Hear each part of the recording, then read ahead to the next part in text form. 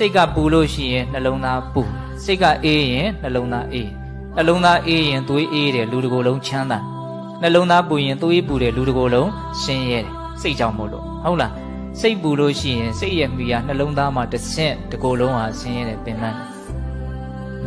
စိတ်ချမ်းသာရင်စိတ်ရဲ့မိယာနှလုံးသားမှာတစ်ဆင့်တစ်ကိုယ်လုံးဟာလည်းနေရထိုင်ရတာတတ်တာလေချမ်းသာတယ်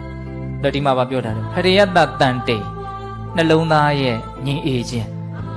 နှလုံးသားကဘာလို့ငြိမ်အေးသွားတာတော့စိတ်ကငြိမ်အေးလို့ပေါ့ဟုတ်လားဒါစိတ်ကဘာလို့ငြိမ်အေးတာတော့ဆိုတော့အမှန်ကိုသိလို့ပေါ့တရားကိုသိတဲ့စိတ်ကငြိမ်အေးမှုကိုဖြစ်စေတယ်ဒါတကယ်တမ်းကစိတ်နှလုံးကိုငြိမ်အေးမှုအဖြစ်စေသုံးအရာဘာလဲဆိုရင်မဉဏ်ဖူဉဏ်ပဲအသစ္စာလေးပါးကိုသိတဲ့အဆင့်ထိရအောင်နော်တရားတို့တရားမြတ်ကိုရခဲ့မယ်ဆိုလို့ရှိရင်ဒီစိတ်နှလုံးဟာဘယ်တော့ခါကာလမှာမပူတော့ဘူးမလောင်တော့ဘူးနော်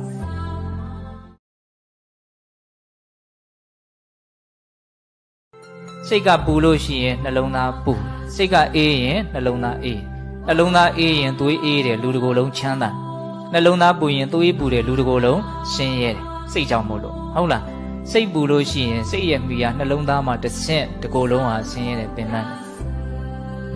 စိတ်ချမ်းသာရင်စိတ်ရဲ့မိယာနှလုံးသားမှာတစ်ဆင့်တစ်ကိုယ်လုံးဟာလည်းနေရထိုင်ရတာတတ်တာလေချမ်းသာတယ်